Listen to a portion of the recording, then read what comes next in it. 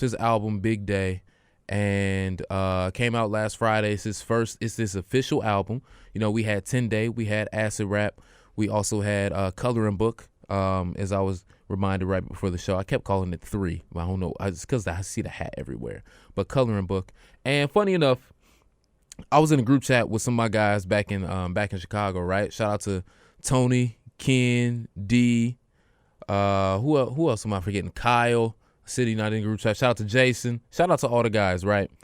And I was telling them beforehand, I was like, guys, I'm not really too I'm gonna put this on YouTube as well. This is basically gonna be my review of the Chance album right here. I was kind of nervous about the album, to be honest with y'all. And I was nervous because after we went from Acid Rap to Coloring Book, it was in a weird space of being like, we're probably not going to get the Acid Rap Chance the Rapper ever again. So now, why was that so close? Why was that so close to what Chance actually sounds like? I was like, we're probably not going to get the Acid Rap Chance the Rapper again. So now we're officially getting the Coloring Book Chance the Rapper moving forward. And because of, in my opinion, how good Coloring Book was, I feel like that would be very difficult to be able to duplicate with the pressure of it being his first official album. In my humble opinion, Coloring Book should have been the first official album. Definitely should have been. Not no shade that it wasn't. Like, it put him on an even more global scale, right? Because we saw the posters everywhere. It went to Apple Music, was free on there for a little while. So everybody and their mama got to listen to it, right? Got him the big deals and everything that he needed to set up the foundation that he has right now. Great. Wonderful. That to me should have been the debut album right there, just because of how good it was and how it really capped off a run of like, boom, mixtape, bam, album. And I know he said he was thinking about it, but he really wanted to do one more mixtape before he did an album. And I think the last one should have been his album, because I don't think that this one was it. I don't think so. I was a couple people in the same group chat were telling me maybe 7 to 8 songs at most on this album they would keep. The rest they would get rid of. The song has 22. The album has 22 songs. 22. So this basically was a Chris Brown or a Drake project at this point, due to how many songs are on there. And in my humble opinion, you probably could have kept 6 of those songs at most that I would say these absolutely should have been on the album. We'd have to discuss 3 to 4 more after that. And now we only looking at 10 songs at that point in time. So that's a whole another 12 songs that I think could have been cut. Now, that's also with 3 skits in there. I did like the skits. You had Pops from Friday was in there. You had the one black dude that's always evil in the movies. I forget his name, but he got the voice to sound like he should have been Scar in The Lion King. You know who I'm talking. I'm forgetting. Say it again. I'm forgetting the movies he was in. When you see him in a movie, you like, oh, he the bad guy. But I just can't remember his name right now. Well, yes, it's not. I was trying to remember if he was in a Friday movie, but he wasn't. I'm gonna find his name and I'm gonna bring it up later. And he also had the lady that played all the like animated voices growing up, so like Susie Carmichael and Angelica and all of them. She was also in the skit as well, which was cool. But it just wasn't it for me, guys. It just wasn't it for me. I was really hoping to get a little bit more out of this project as well. I definitely did not want it to be 22 songs. And I understand that a lot of people now are putting out that many songs so that way they can kind of break some of the streaming records that are out there, and some of the, I want to say rules, but it's mostly just the records for playbacks and all of that. One of the main reasons that Lil Nas X songs are so short is because he's like, I'm going for them records. You know, Old Town Road is only a minute and a half, bro. It's also, shout out to him right now, because that's been the #1 song for 17, 18 weeks, obliterated the record. It's the longest one ever. Congratulations to him. And I also saw that he about to get Dolly Parton on the next remix for it that's coming out. So we about to have another remix. Crazy. I'm 100% here for it, though.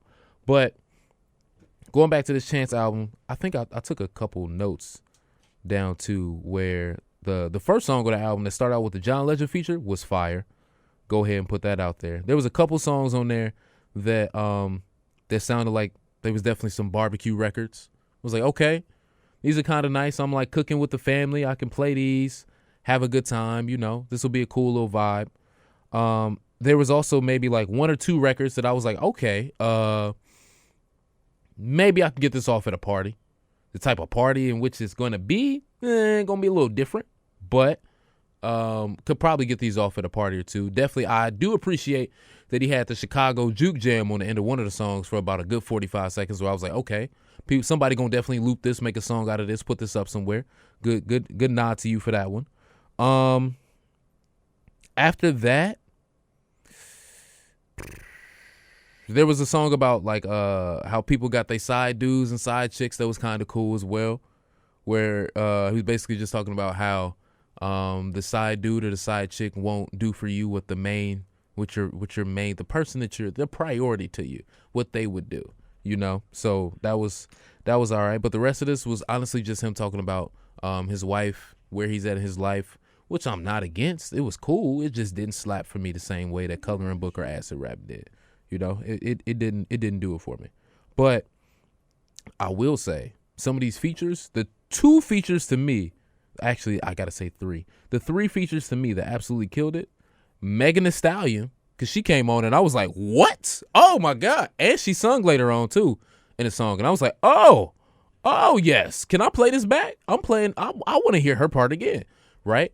Nicki Minaj she was on two of the songs. Both songs, I played back her verses twice, 3 times maybe. I was surprised myself. Because with Nicki's last album, I cut it off. I was doing a reaction video for YouTube, and I was like, bro, I can't do this. I hate this album so much already. I'm only 5 songs in. I did. I'm sorry. I just did not like it. The best thing that I got from that album was Joe Budden singing Ganja Burn, Ganja Burn, Ganja Burn on his podcast. Somebody looping that and playing that for like 50 seconds. right.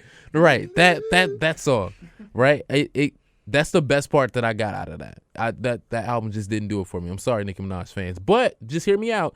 She did kill it on this album. She did a fantastic job. I was very impressed. I was like, yes, this is what I want. Give me some more of this right now. And the last one, the last guest verse that I believe killed it to me, The Baby. The Baby came through and I was like, bro, oh my goodness. You can like, I'm not even gonna hold you, bro. When I heard him on Dreamville album, I was like, all right, this cool. You know, this all right. But hearing him on this, it builds that consistency of, oh, you really got this. You really know what you're doing. All right, I see you got the kind of like ludicrous visuals that you kind of be like out of, people be like, yo, what's going on, blah, blah, blah, and all of that, right? It'd be kind of eccentric and out there. I see where you coming from with it. I feel you. But now knowing that you can pair up your wordplay like that and be consistent with it, great job. Absolute great job. So to me, there's only going to be 5 or 6 songs that I'm really going to keep on that album. We'd have to talk about 2 additional ones for 7 and 8. But the rest of it, I'm just like, I'm okay. So I do want to see what Chance's follow-up to this is going to be, what the next album is going to be like, what the next project is going to be like, what the next song is going to be like. I get the album just came out, and it's also very early. Maybe I'll hear some of these songs come October, and I feel differently. Maybe. Because I do like to go back a couple months after I've heard an album and be like, all right, let me see what else I got going on. Let me see if there's anything more here that's going to hit me differently now. Because there was a lot of songs on Drake's Scorpion album. At the time when I heard it, didn't do nothing for me, right? Like I know some people say that whole second half of his album just didn't do it for him. Came out in the summertime. You go listen to it in the fall, late September, October, November. Some of them songs, you like, oh, these hit. Like if you listen, I'm going to tell you right now, 2 places. Either go to Miami, be on a boat like DJ Khaled or Rick Ross with your shirt open, flying on the front, or you know, chest all out, right? Or listen to this song on like a late October night when it's like a little bit of rain, maybe a little bit of snow, depending on where you live. Shout out to Minneapolis, right? And you put on that After Dark. I know it's featuring Michael Jackson, but you put on that After Dark song. I said After Dark. That's the one with what's his name that wrote Lollipop for Lil Wayne? Static Major. Not After Dark. You can also put on After Dark because that's a great vibe too, and it's got Ty Dolla $ign on it, and he kills it on there. But put on Don't Matter to Me with Drake and Michael Jackson. I'm telling you, it hits differently in the fall time. Hits differently in the wintertime. No matter what nobody say or what Kyle try to say to throw me off, it hits differently in the winter and the fall time. I promise you it does. So I'm hoping that the same thing happens with this album that I'll hear later on.